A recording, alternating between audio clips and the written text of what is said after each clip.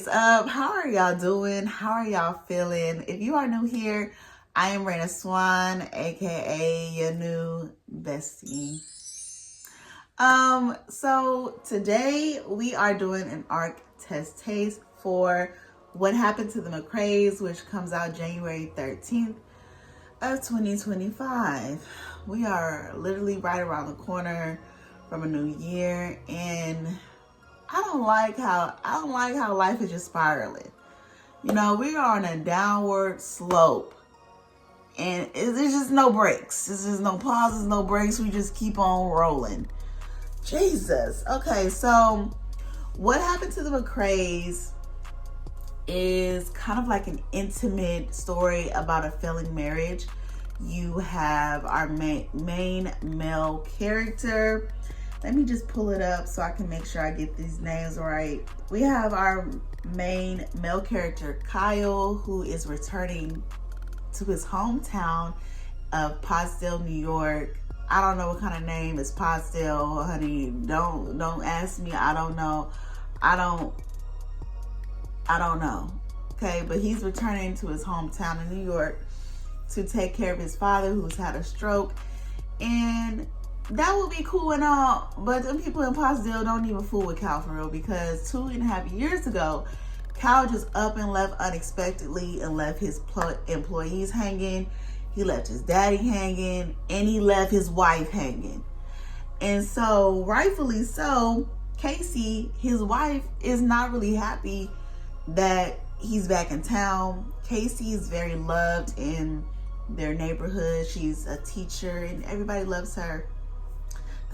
They think very highly of her. So Kyle coming back, they like, why are you here? Go home, Roger. That's the energy that they own. And Kyle is just like, okay, let me just take care of my daddy, nurse him back to health, and I'll be on the first thing smoking. Like, y'all just chill out. I'm just here to do a job. But while he's there, he gets offered a position to be a school coach, a school hockey coach. And so he's like considering it, but only if his wife Casey and him can come to some sort of cordial agreement and make things right, so it's not so awkward with him being back home. So we're going to listen to the first chapter. We're going to see what we feel about it, what type of emotions it evokes, if it's something worth continuing on. And I hope you guys enjoy this ARC test taste, because the last one I did, I was just so irritated that I even did it, because I'm like, what the type of first chapter was this? It was dead animals, and I did not even continue on with the book, because I'm like, well, you know what? I did give it a try. I did, but I kept zoning out. So hopefully this one does right by us. 1. Kyle was sitting by himself at a small corner table in the back of the sub shop when the 4 teenaged boys walked in. There was no one else in the place except the young woman working behind the counter, the friendly one who put together his foot-long turkey and cheese. Her name tag read Amy, and she looked about the same age as the boys, maybe 18 or 19. Too young to be working in a lonely eatery in a sketchy neighborhood by herself at night. Kyle had been extra polite to her when he ordered, pulled the cap off his longish sandy hair, and he'd left his jacket on in case a lot of the arm tattoos made her nervous. Right after serving him, she'd started prepping to close up. He glanced over now to see her shaking her head at the new customers, likely wishing she'd already locked the door. His radar went on high alert. The kids were obviously intoxicated, unsteady on their feet, flushed faces far too loud.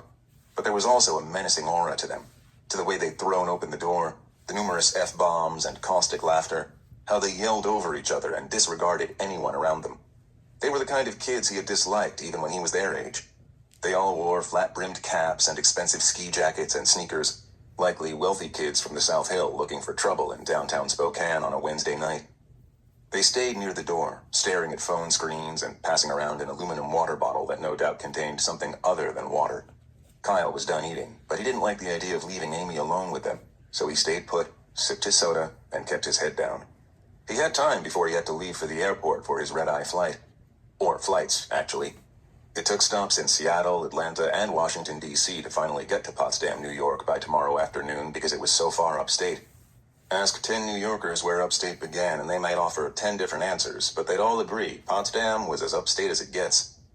He could have found a more convenient route, but it would have cost extra time and he was already late, so to speak. It had taken him 2 days to learn his father had a stroke. He initially ignored the calls from his hometown area code and prefix, assuming they were spam. No one called him from that area code except his dad, and he always called from the old landline that had been hooked up to the house since before Kyle was born. He'd learned long ago that any other calls from St. Lawrence County were bullshit attempts to sell him something or get his personal information. He left there 2.5 years ago, lived 2,600 miles away now. But they never gave up on that tactic. Trying people from hometown numbers. Not a bad strategy. Most people were still in touch with family and friends from back home, especially when they'd lived there for 39 years. Kyle was probably an exception to that rule. It wasn't until that morning when he realized the calls were all coming from the same number that he decided to check the voicemails. They were from a family liaison with the Canton Potsdam Hospital who was trying to reach him about his father. Before calling her back, Kyle had phoned Rod Geiger, his old hockey coach and a good friend of his dad's.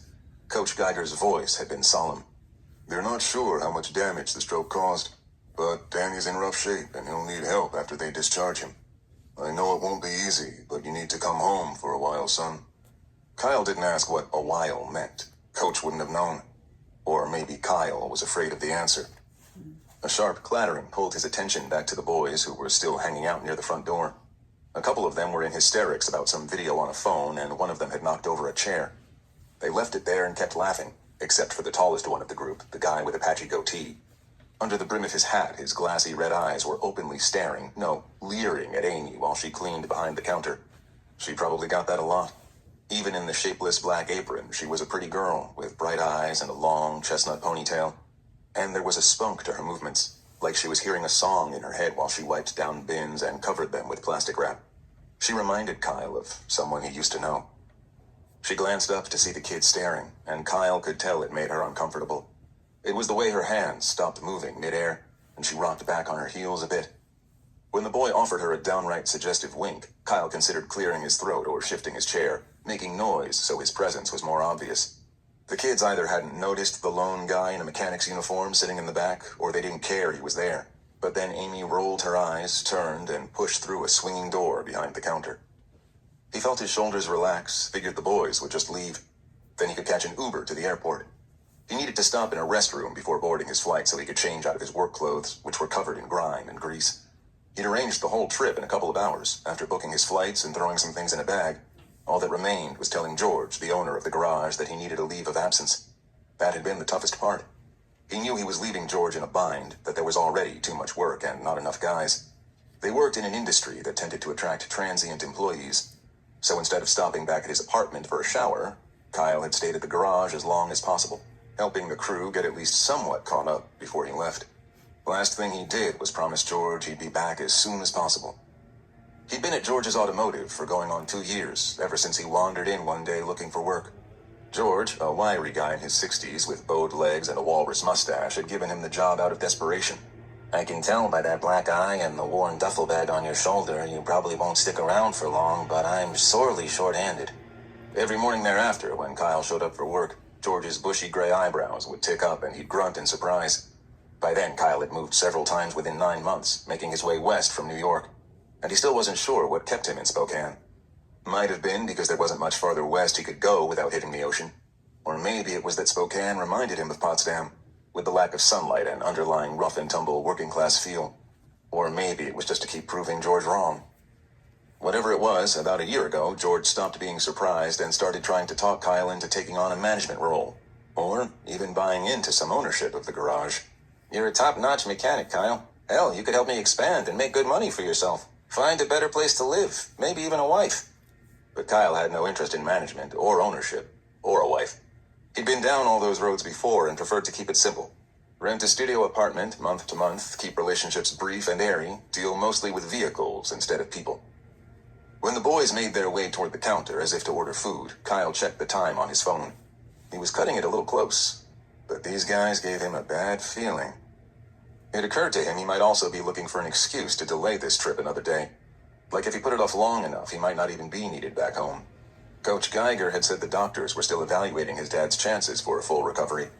But Danny McCray was a tough bastard. Kyle doubted his dad had called in sick more than a few times during his 30-year career as a firefighter. He'd be fine. But there really was no one else to help him get back on his feet. Kyle's mom had split when he was 12, and there was no other family to speak of. It's not that Kyle didn't want to see his dad, make sure he was okay. But their interaction the last 2.5 years had been limited to brief, obligatory phone calls every month. Truthfully, his father probably didn't want him back home any more than he wanted to be there. And it's not like anyone else would be all that excited to see him back in Potsdam. Small towns don't forgive easily. Even when they do, they never forget. The swinging door behind the counter swished open, and Amy walked through, chin raised, face stiff with determination, as if she'd come up with a plan back there and was ready to see it through. She stood behind the counter and looked at the boys. "I'm sorry, guys, we're closed." She pointed to a digital wall clock, which read 8:06. "I should have locked the door, but we closed at 8. The boys swapped offended glances, and the tall one, who was trying for the goatee, apparently the leader here, leaned his whole upper body against the glass partition shielding the food and rested his arms on top. "We've been here since before 8. You're the one who was hiding out in the back." One of his posse cheered him on with a, "Hell yeah!" Damn. Kyle might have to get involved. He gave it more time. He knew as soon as he intervened, the situation would take a sharp turn in one of two directions. The boys would back off and leave. Or they wouldn't. Amy tilted her head. "Well, you were too busy scrolling through your phones and knocking over chairs to order in time." Kyle smiled to himself. Good for her. But Goatee wasn't having it. He pointed to a picture above the register, a smiling headshot of the store manager. "What's your boss gonna say when I call and tell him you decided to close early and send paying customers away?" Amy gave him a breezy shrug, but it was at odds with the way she blinked and swallowed. Then the kid saw it. He grinned in smug victory. While keeping an eye on the action, Kyle took his time piling trash on his tray. Then he stood and headed for the waste bin near the soda dispensers, leaving his jacket and duffel bag at the table. Amy sighed and slid on plastic gloves. "I still have the turkey, ham, and cheeses out," she said, "and most of the veggies." "What do you want?" "I want a foot-long chicken with provolone, extra meat," the kid said, "and I want it heated up." "And yo," his buddy said, flicking a hand toward her while he spoke, "I'll take a 12-inch meatball sub." "I already wrapped and packed everything else away for the night," she said.